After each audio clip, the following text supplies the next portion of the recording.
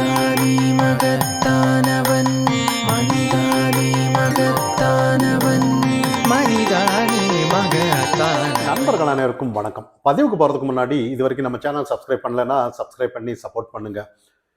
சமீப காலமா எல்லா ப்ரெஸ் மீட்டிங் கொடுத்தான்னா, அதாவது திருமாவளவன் ஆனாலும் சரி, சீமான் ஆனாலும் சரி, அண்ணாமலை ஆனாலும் சரி, நிறைய செல்வ பெருந்தகை ஆனாலும் சரி, அனைத்து கட்சி தலைவர்கள் எல்லாம் ப்ரெஸ் மீட்டிங் நீங்க கவனிச்சிருந்தா தெரியும், மக்கள் சார்ந்து எந்த ஒரு விஷயமே இருக்காது. ஏதாவது ஒரு கட்சிக்கு ஆதரவா நிலைப்பாடோட தான் பேசுறதை நம்ம கவனிக்கிறோம். ஆனா எந்த ஒரு சமரசம் இல்லாம மக்களுக்கான ஒரு நியாயத்தை மட்டும் தர்மத்தை பத்தி பேசுற ஆளு அண்ணாமலை நம்ம கவனிக்கலாம். ஆனா இந்த இந்த சுச்சுவேஷன்ல இந்த கரூர் நிகழ்வு ஆனாலும் சரி, இதுக்கு முன்னாடி எந்த ஒரு நிகழ்வானாலும் சரி, ஒரு சரியான ஒரு அது கோர்ட் ஆனாலும் சரி, இல்ல அரசியல் கட்சி ஆனாலும் சரி, இல்ல தான் வகிக்கிற பிஜேபி ஆனாலும் சரி, சரி தவறுங்கிறது சரியா மக்களுக்கு எடுத்து சொல்றது அண்ணாமலைன்னு தான் நம்ம கவனிக்கப்படணும். அந்த மாதிரி தான் இன்னைக்கு நிறைய பேர் விஜய் ஏன் கைது பண்ணல அப்படின்னு சொல்லும்போது கூட நேற்று பிரஸ் மீட்டிங்ல சொல்லியிருந்தாரு. அதாவது சட்டம் தெரியாதவங்க தான் அந்த மாதிரி பேசுவாங்க, அப்படி தெரிஞ்சவங்க எல்லாம் யாரும் பேச மாட்டாங்க, விஜய் எப்படி கைது பண்ணிடலாம் அப்படிங்கிறதுக்கு நிறைய உதாரணங்கள் கொடுக்கறத நம்ம கவனிக்கிறோம். இப்ப திருமாவளவன் அவர்கள் ஏன் விஜய் இப்ப அரெஸ்ட் பண்ணலங்கிறதுக்கெல்லாம் பதிலடி கொடுத்ததை நம்ம கவனிக்கிறோம். ஏன்னா இன்னைக்கு திருமாவளவன் கட்சி எல்லாம் மக்களுக்காக இருக்கு அப்படின்னு சொன்ன கட்சி தான். ஆனா இன்னைக்கு முழுக்க அந்த கட்சி விசிகேங்கிறது இருக்கா இல்லையான்றது தொண்டர்கள் மறந்துட்டாங்கிற மாதிரி தான். ஏன்னா அவங்க எல்லாம் வேற கட்சிக்கு போயிட்டாங்க, ஏன்னா அது திமுகவில் இருக்கா அப்படின்ற மாதிரி நினைக்கிறாங்களோ அப்படின்ற மாதிரி தான் அண்ணாமலை நேற்று ஒரு பிரஸ் மீட்டிங்ல சொல்லியிருந்தாரு. அப்ப இந்த இடத்துல சீமான் அடுத்தது, சீமான் அவர்கள் எல்லாம் நம்ம எல்லாம் நிறைய அவர் இயற்கைக்கு ஆதரவா பேசும்போது, நம் தமிழன் அப்படின்னு சொல்லி பேசும்போதெல்லாம் நம்ம எல்லாம் ஒரு உணர்ச்சி மிக்க நம்ம அவரை ரசிச்சுட்டு இருந்தோம். ஆனா இன்னைக்கு அவரோட முழுக்க அரசியல் நிலைப்பாடே மாறி இருக்கிறத நம்ம கவனிக்கிறோம். ஏன்னா இன்னைக்கு நாளொரு பேச்சுன்ற மாதிரி தான். இதுக்கு முன்னாடி பேசுனது வேற, கரூருக்கு அப்புறம் பேசுறது வேறன்னு நம்ம கவனிக்கலாம். கொஞ்ச நாளாவே டிவிக்கே வந்ததுக்கு அப்புறம். அப்ப இந்த இடத்துல இன்னைக்கு இட்லி கடையில இட்லி சாப்பிட்டுட்டு அவர் சொல்றாரு, தம்பி நடிச்ச படம் நல்லா இருக்கு அது இதுன்னு ரிவ்யூ கொடுக்குறாரு.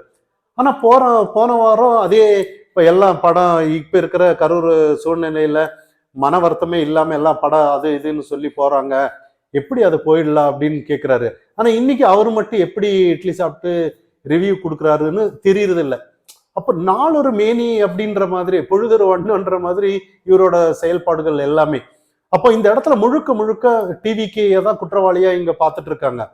அப்ப டிவிக்கே தெரியும், இப்பதான் புதுசா கட்சிக்கு வந்திருக்காங்க, அவங்களுக்கு நிறைய தவறுகள் இருக்கலாம், எல்லாமே இருக்கலாம், ஒன்றும் பெரிய ஆச்சரியப்படுற அளவுக்கு இல்லை.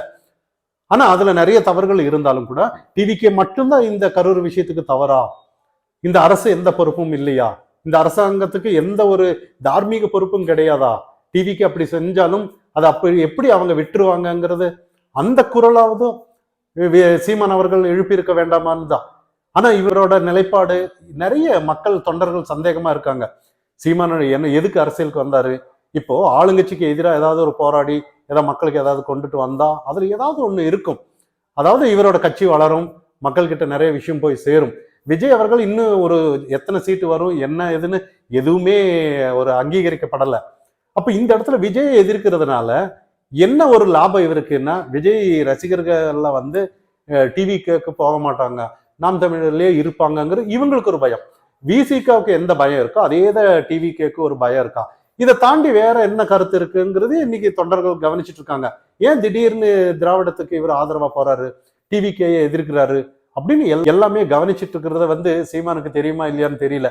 ஆனா இருந்தாலும் இது ஒரு ஆச்சரியமான விஷயம்தான். சீமான் எப்படி இப்படி ஆயிரலாம், எப்படி மாறிடலாம், இதுக்கு எதுக்கு நாம் தமிழர் கட்சி, பேசாம திராவிடத்தோட இணைஞ்சிடலாதுன்னு விசிகா மாதிரி அப்படின்னு நிறைய தொண்டர்கள் கேட்கறத இன்னைக்கு நேரடியா நம்ம பார்த்துட்டு இருக்கோம். இதெல்லாம் தாண்டி இன்னைக்கு ஊடகம் நிறைய புதிய தலைமுறை எல்லாம் அரசு கேபிள்ல இருந்து எடுத்துட்டாங்கன்னு சொல்றதெல்லாம் நம்ம கவனிக்கிறோம். எந்த ஒரு கருத்து சுதந்திரம் இந்த தமிழக அரசுக்கு எதிராக இருந்தாலும் கூட ஏதோ அவங்க முடக்கிடுறாங்கிறது தெரியும். அப்ப இதெல்லாம் யாரு கேள்வி கேட்பாங்கன்னு தான். ஜனநாயகத்துல ஒரு கருத்துரிமைங்கிறது, அதாவது எல்லாமே சாதாரண ஒரு அரசுக்கு எதிர்க்கலைன்னா கண்டிப்பா, அதாவது மக்களிடையே எந்த விஷயமும் கேட்க முடியாது. அரசோட தவிர அவங்க எதிர்க்கல இல்ல ஒரு போராட்டமா ஏதாவது ஒண்ணு செய்யலைன்னா மக்களிடையே எதுவுமே சேராது. அப்ப இந்த ஊடகம் அனைத்து ஆளுந்தரப்புக்கு கண்ட்ரோல்ல இருந்துட்டான்னா மக்களுக்கான பிரச்சனை வெளியில எதுவுமே தெரியாது. இப்போ செந்தில் பாலாஜி அவர்கள் அமைச்சராக முடியாது அப்படின்னு நேத்து பிரேக்கிங் நியூஸ் போட்டாங்க. ஆனா அதை பத்தி எந்த ஒரு விவாதமும் இங்க நடத்தல. இப்போ தலைமை பண்பு யாருக்கு இருக்கணும் இருக்கக்கூடாதுன்னு இங்க அத்தனை டிபேட் பண்றாங்க ஊடகத்துல. ஆனா இந்த இடத்துல வந்து அமைச்சர் பதவி ஆக முடியாது. ஏன், எதுக்காக ஆக முடியாது, எப்படி அந்த நீதிபதி எல்லாம் சொல்லிடுவாங்க அப்படின்னு அதை பத்தி எதுவுமே டிபேட் நடத்துறது இல்ல. அப்ப இந்த இடத்துல வந்து முழுக்க முழுக்க வந்து என்னன்னா, ஒரு மக்களுக்கான ஒரு அரசியல் யாருமே இருக்கிற தலைவர்கள் அண்ணாமலை தவிர்த்து யாருமே இல்லை. அண்ணாமலை அவர்கள் நிறைய எதிர்ப்புகளுக்கு இடையே தான் இன்னைக்கு அரசியல் செஞ்சுட்டு இருக்கிறாரு. அங்க போனாலும் அடிப்பாங்க, இங்க போனாலும் அடிப்பாங்க, இங்க போனாலும் அடிப்பாங்கன்ற மாதிரி நிறைய அவதூறுகள். ஆனா இருந்தாலும் அவர் நேத்து ஒரு விஷயத்துல சொல்றாங்க, நிறைய விமர்சனம் வைக்கிறாங்க போது அவர் ஒரு விஷயத்த சொல்றாரு, ஆமா நிறைய இட்லி மாவு மாதிரி அரைக்கிட்டோம், அப்பதான் ஒரு தெளிவு வரும்னு ஒரு கிண்டலா சொல்லிட்டு போறதை நம்ம கவனிக்கிறோம். ஆனா என்னதான் எதிர்ப்பு வந்தாலும் அவரோட நிலைப்பாட்டுல வந்து மாற்றமே இல்லைன்னு நம்ம கவனிக்கலாம். ஆனா இங்க இருக்கிறவங்க வந்து ஒவ்வொரு தலைவர் ஆனாலும் கூட எதுவுமே இல்லை. இன்னைக்கு வந்து எந்த ஒரு கேள்வி ஆனாலும் சரி, அரசியல்ல இப்போ காங்கிரஸோட கூட்டணியா விஜய் அவர்கள் அப்படின்னு ஏதாவது சொன்னாலும் கூட டெல்லியில பேசுவாங்க, இல்ல தலைமை பேசுவாங்களே ஒழிய இங்க இருக்கிற மாநில தலைவர்கள் எல்லாம் பேசுறது இல்லை. ஏன்னா இன்னைக்கு ஏதாவது காங்கிரஸ்ல பேசுறதா இருந்தாலும் செல்வ பிறந்தகை எல்லாம் திமுக கேட்டுட்டு தான் சொல்லுவாங்களோ அப்படிங்கிற நிலைக்குதான் இன்னைக்கு நின்றுட்டு இருக்காங்க. எந்த ஒரு கருத்தும் சரி இன்னைக்கு ஒரு சுதந்திரமா, மக்களுக்கான ஒரு சுதந்திரமா யாருமே சொல்றது இல்லை. அப்போ உங்களை ஃபாலோ பண்ற தொண்டர்கள் இருக்காங்க பாருங்க, எப்படி மனநிலையில இருப்பாங்க. இப்ப மக்களுக்காக நான் அரசியல் செய்யறேன்னு விசிகா இருந்தாலும் அவங்க தொண்டர்களோட மனப்பான்மை என்ன, அதே மாதிரி நாம் தமிழர் கட்சி தம்பிங்கள் எல்லாம் எந்த அளவுக்கு ஒரு ஆர்வமா அவரோட பேச்சு ஈர்ப்புக்கு போவாங்க, இல்ல ரசிக்க மட்டும்தானா, அரசியல் மாற்றமே உங்களுக்கு வேணாமா? அப்போ இந்த இடத்துல அவரோட நிலைப்பாடை கவனிக்க மாட்டாங்களா?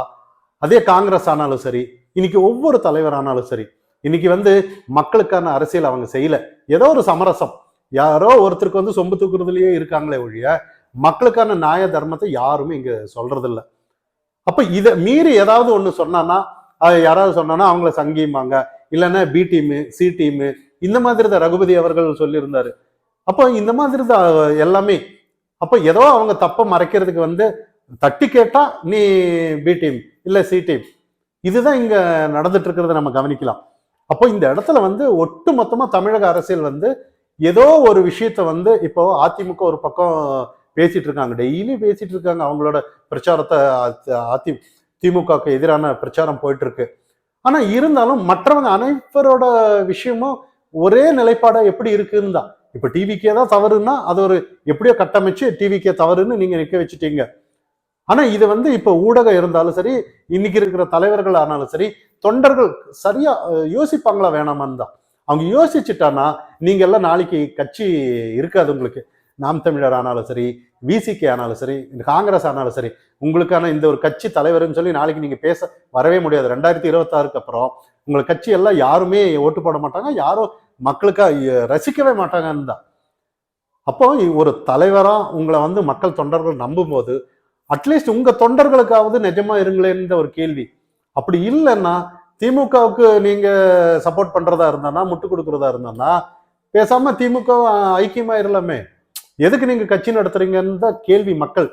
ஆனா இதெல்லாம் தாண்டி இன்னைக்கு வந்து எல்லா சூழ்நிலைகளையும் எல்லா அரசியல்களையும் ஒரு சரிசமமா எடுத்து அண்ணாமலை அவர்கள் பேசிட்டு வர்றது வந்து நிறைய அவர் கருத்துக்கு சொல்லலாம். நீங்க விஜய்க்கு ஆதரவா சொல்றீங்க, இல்ல அவங்களுக்கு அப்படியெல்லாம் இல்லை. சரியான கருத்து என்ன இருக்கிறதோ அதை மட்டும்தான் அவர் சொல்லிட்டு வர்றதை நம்ம கவனிக்கிறோம். அது பிஜேபியா அதிமுகவா அப்படியெல்லாம் இல்லை.